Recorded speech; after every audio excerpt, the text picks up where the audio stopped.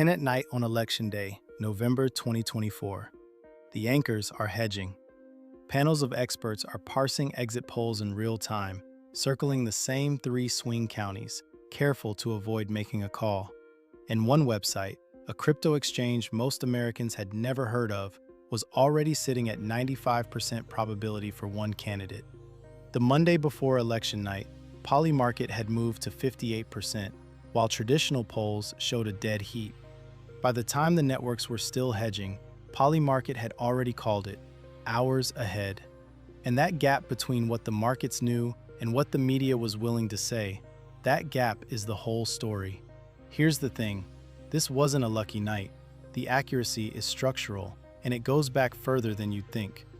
In 1988, the University of Iowa launched a tiny academic experiment called the Iowa Electronic Markets. Real money, real contracts. Students and professors betting on presidential outcomes.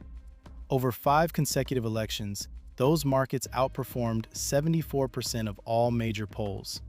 A later UCLA study found that combining prediction markets with polls and economic models reduced forecasting error by 16 to 59% compared to any single method alone. 16 years, multiple election cycles, multiple surprise outcomes, the accuracy kept showing up. Why does it work? The core insight goes back to a 1945 essay by Friedrich Hayek called The Use of Knowledge in Society. Hayek's argument was this: no single person, no committee, no central planner can hold all the information relevant to a complex decision. The information is scattered across millions of people, each holding a fragment. Market prices aggregate those fragments. When traders put money behind their beliefs, the price becomes a live probability estimate. Crowdsourced intelligence with a financial penalty for being wrong. Philip Tetlock confirmed this from a different angle in 2005 when he published research showing expert predictions were barely better than chance. The credentials were real, the accuracy wasn't.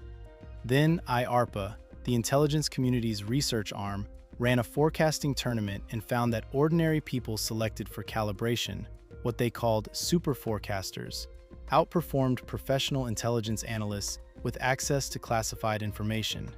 The super forecasters won by 30%. The classified briefings didn't move the needle, the calibration did. Prediction markets take that super forecaster principle and scale it with a simple mechanism.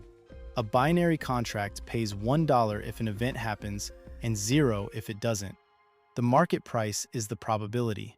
If a contract trades at 60 cents, the market is saying 60% chance. You think the true probability is higher, you buy. You think it's lower, you sell. When the event resolves, winners collect and losers lose their stake. That financial skin in the game is the filter. People who are consistently wrong go broke. People who are consistently right accumulate capital and carry more weight in the price. The market self-corrects. Information arrives and the price moves, which is exactly why Polymarket went from 58% on Monday to 95% on election night. The market was processing what the newsrooms couldn't move fast enough to say. So if this works so well, why did it take until 2024 to break through? The answer is regulation, and the fight was a long one. The Iowa electronic markets survived for decades because they had a narrow exemption from the CFTC, but they were capped at tiny bet sizes. When companies tried to build commercial-scale prediction markets, they ran straight into the agency. Kalshi became the first CFTC-designated prediction market exchange in 2020, but when they applied to list election contracts, the agency rejected them, arguing the contracts were too close to gambling. Kalshi sued. In September 2024, a federal appeals court overturned the CFTC's rejection, ruling the agency had overstepped. By May 2025, the CFTC dropped its appeal entirely. Then, in January 2026, the new CFTC chairman announced a 4-part regulatory agenda designed to support the responsible development of event contract markets. The agency withdrew its proposed ban on political and sports contracts. The regulator went from adversary to advocate in under 2 years. Polymarket took a different path entirely. Built on the Polygon blockchain with USDC stablecoin settlement, It operated outside the United States for nearly 3 years. That 95% election night call happened while American users couldn't legally trade on the platform. The accuracy was global. Traders from dozens of countries pricing the outcome based on their own information, their own on-the-ground signals, with real money on the line. In January 2026, Polymarket relaunched for US users, fully CFTC compliant. The timing landed perfectly. And here's where the growth numbers take over the story. In early 2024, prediction markets were processing under $100 million a month in total volume, a niche. By late 2025, that number was $13 billion a month, a 130-fold increase in under 2 years. Total industry volume went from $15.8 billion in 2024 to $63.5 billion in 2025, 400% growth in a single year. Polymarket alone ran $9 billion in 2024, grew to $21.5 billion in 2025, and Q1 2026 is tracking at $18.3 billion per month, which annualizes to over $220 billion.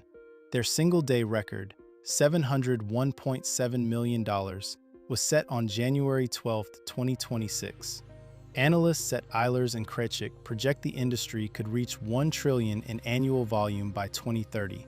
The institutional money arrived to confirm what the numbers were already saying.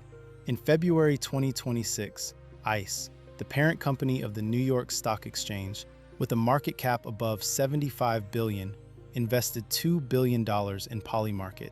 As of March 2026, Polymarket is seeking a $20 billion valuation, having raised $2.3 billion total across 7 rounds.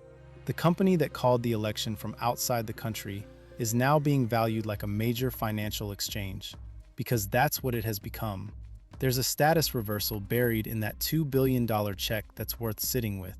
For decades, political forecasting belonged to pollsters, pundits, and political scientists. Institutional backing, media platforms, public trust. Prediction markets were the weird crypto experiment that serious people dismissed. Election night 2024 flipped that hierarchy. The outsider tool was right, the consensus was wrong, and the New York Stock Exchange's parent company writing a $2 billion check is the establishment admitting, in the clearest possible language, that the outsiders built a better mousetrap. The deeper implication here extends well past elections. Prediction markets are expanding into public health, corporate earnings, geopolitical events, and scientific breakthroughs. Kalshi lists contracts on Fed rate decisions. Polymarket runs markets on AI milestones and geopolitical conflicts. The category is becoming an information utility, a live probability layer over any question with a verifiable outcome. The question used to be whether prediction markets are accurate. 16 years of data across 5 election cycles settled that. The question now is what it costs to make major decisions without them. Insurance companies, corporate boards, intelligence agencies, policymakers, they all face the same problem Hayek described in 1945. The information they need is dispersed across thousands of people. Expertise alone can't concentrate it into one room. Prediction markets aggregate it in real time with built-in accountability. Get it wrong and you lose money. Get it right and you gain influence over the price. That feedback loop is what makes these markets outperform polls, models, and expert panels operating on their own.